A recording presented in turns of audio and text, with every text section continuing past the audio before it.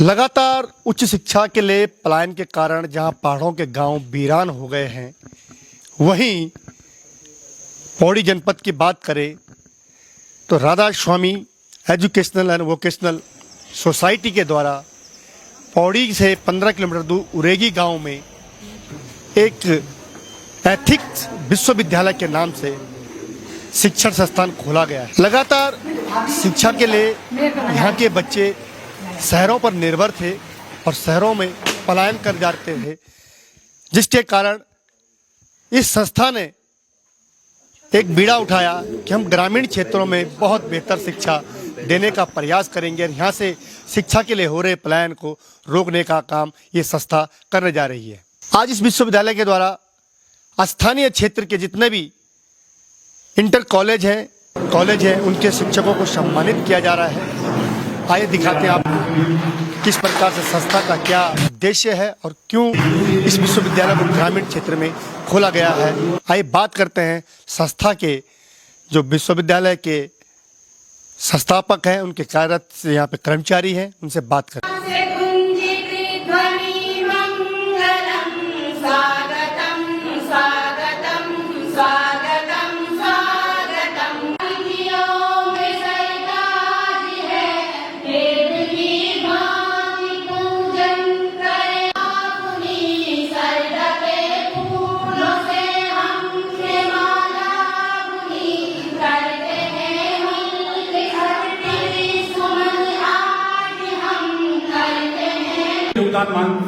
समझता हूँ कि क्षेत्र के लिए वो राजी हुए कि हाँ यहाँ पर कुछ किया जा सकता है। अगर आप लोग मेरे साथ खड़े रहेंगे तो मैं भी आपके साथ रहूँगा। मेरे साथ हैं एथिक्स विश्वविद्यालय के रजिस्ट्रार प्रोफेसर संतोष गुसाई। सर, स्वागत है आपका। जी सर, धन्यवाद। सर, यहाँ पे जो आपने विद्यालय खोला, इसका ग्रामीण क्षेत्र में खोलने का मोटिव क्या है? पहले सर आप ये लगा लीजिए 11वें हिमालयी राज्य के रूप में जो उत्तराखंड बना है और यहाँ की जो विषम भौगोलिक परिस्थितियाँ हैं, यहाँ पे आर्थिक स्थिति जिनकी कमज़ोर है और जो सीमित आय वाले लोग हैं यहाँ पे, वही यहाँ पे है। उनके सामने एक बहुत बड़ी समस्या थी कि बच्चों को हायर एजुकेशन दिलवाने के लिए उनके पास इतना पैसा नहीं है कि वो यहाँ से देहरादून, कोटद्वार, हरिद्वार अपने बच्चों को भेजे। तो यहाँ पे एक जो विचार आया इन सब की समस्याओं के समाधान के लिए कि एथिक यूनिवर्सिटी की यहाँ पे स्थापना की गई है, जिसमें सारे ट्रेडिशनल और प्रोफेशनल कोर्सेज बहुत अच्छे ढंग से संचालित हो रहे हैं। और सबसे मज़े की बात यह है कि जो कोर्स करने के बाद 100% प्लेसमेंट विश्वविद्यालय का जो है मोटो है, वो 100% जो बच्चा यहाँ से पढ़ेगा तो 100% प्लेसमेंट उसका होगा। अभी क्या क्या कोर्सेज हैं? अभी आप ये लगा लीजिए बीटेक हमारे पास है, सिविल में है, मैकेनिकल में है, इलेक्ट्रिकल में है, कंप्यूटर साइंस हमारे पास है। मजे की बात यह है कि हमारे पास जो है आर्टिफिशियल इंटेलिजेंस इन मशीन लर्निंग का कोर्स भी हमारे पास है, जो जिसकी आज की डेट में भारत और विश्व में बहुत ज़्यादा डिमांड है। इसके अलावा जो जॉब ओरिएंटेड कोर्स है, BBA हमारे पास है, सामान्य BA हमारे पास है, BSc हमारे पास है, BSc एग्रीकल्चर हमारे पास है, फैशन डिज़ाइन हमारे पास है, इंटीरियर डिज़ाइनिंग हमारे पास है, फैशन आर्ट्स हमारे पास है, होटल मैनेजमेंट हमारे पास है। लगभग सारे कोर्स लगभग हैं हमारे पास जी। यहाँ पे अगर बात करें कि इंटीरियर क्षेत्र में विश्वविद्यालय खुला है, किस प्रकार से देखते हैं आप कि यहाँ पे छात्र संख्या किस प्रकार से बढ़ाई जाएगी और किस प्रकार से लोगों का यहाँ पे रुझान बढ़ेगा? जी सर, छात्र संख्या इसमें रुझान बढ़ने वाला ये है कि सबसे पहली बात है यहाँ पे एक गरीब आदमी के बच्चे अपने सपने को साकार करने के लिए आएंगे। उसके लिए विश्वविद्यालय परिवार द्वारा जो है उनकी जो कोर्स फीस होती है, जो ट्यूशन फीस होती है, कुछ सब्जेक्ट में, सेलेक्टेड सब्जेक्ट में बिल्कुल कोर्स फीस फ्री है। जनरली एक एडमिशन फीस होती है। एडमिशन फीस में भी आप ये लगा लीजिए कि रजिस्ट्रेशन फीस है, उनका जो है नामांकन शुल्क है, उनका जो होलिस्टिक डेवलपमेंट का फीस शुल्क है, उनका सेमेस्टर का फीस है और उनका जो है लाइब्रेरी का शुल्क है, कंप्यूटर का शुल्क है। ये सब लगा के कुछ सब्जेक्ट में सिर्फ 10,500 है, कुछ में 15,500 है।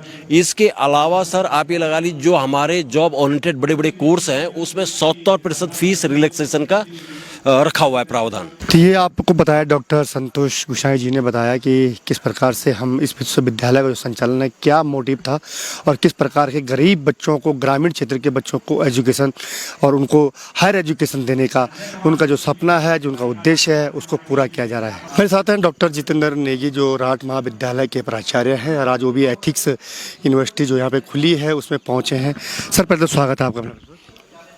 बहुत बहुत धन्यवाद खंडूरी जी।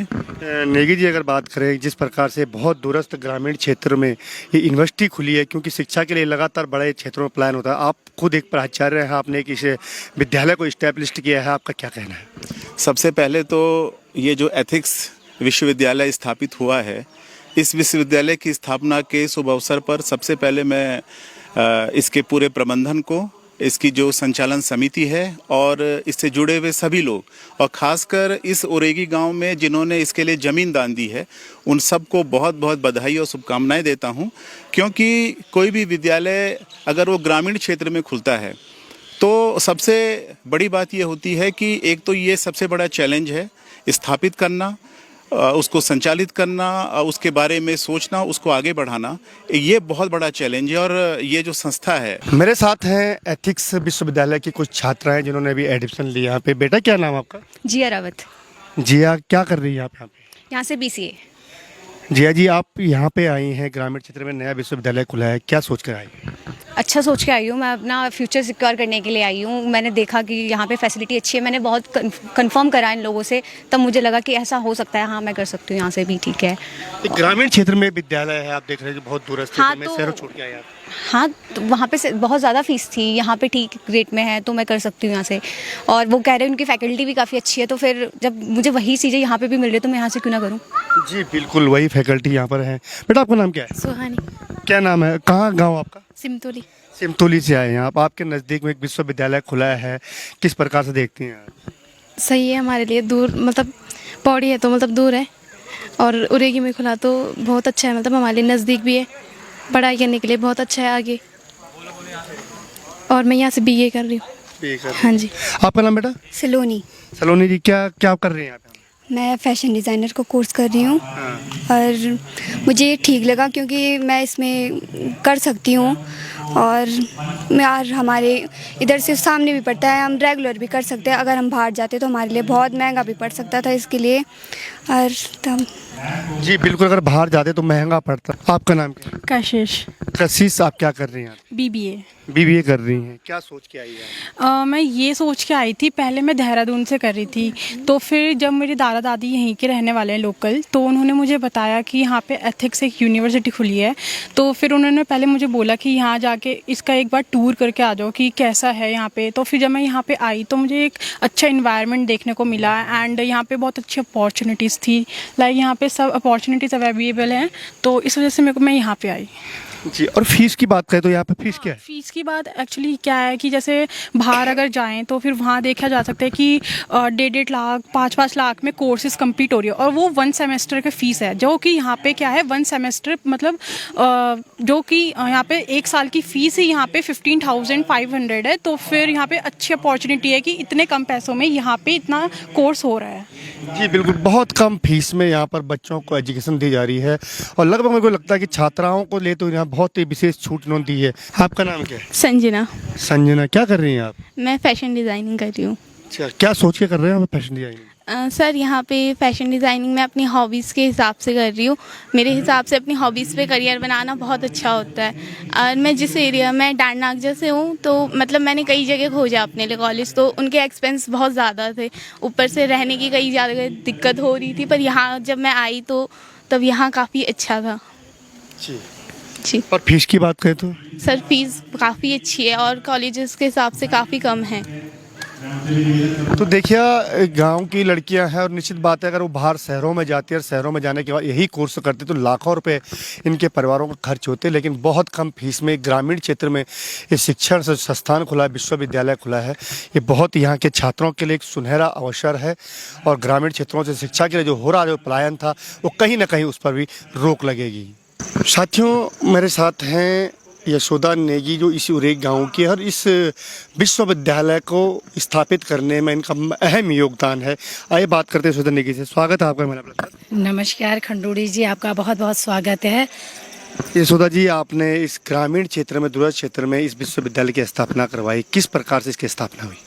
जी, जब इस संस्था के फाउंडर थे, पौड़ी में मिले थे और 2-3 साल वो पौड़ी में रहे, तो उन लोगों से मेरी बहुत अच्छी मुलाकात हुई और मेरा ये था कि हमारे पौड़ी के लिए स्वास्थ्य पर या शिक्षा पर हम कुछ ऐसा करके दिखाएं कि हमारे बच्चे तो पढ़ गए, लेकिन जो आने वाली पीढ़ी है उसको इधर उधर न भटकना पड़े और जो कोर्स बहुत महंगे पैसों में उनको देहरादून, दिल्ली जाके लेना पड़ता है, वो हम यहीं उनको प्रोवाइड कराएं।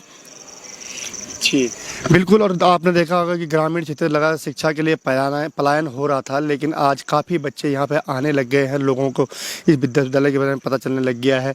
तो कितना लाभ यहाँ के लोगों को मिलने वाला है? जी, यहाँ के लोगों को तो मैं बोलती हूँ कि 100% लाभ मिलेगा, क्योंकि इसलिए मिलेगा लाभ, जो हमारे इधर ग्रामीण क्षेत्र के बच्चे हैं वो सारे श्रीनगर, देहरादून, दिल्ली, कोटद्वार जाते हैं और वहाँ पर रेंट के लिए कमरा भी लेते हैं, खाने का भी उनको देना पड़ता है। तो हमारे जो ग्रामीण परिवेश वाले लोग हैं तो इतना अफोर्ड नहीं कर पाते हैं।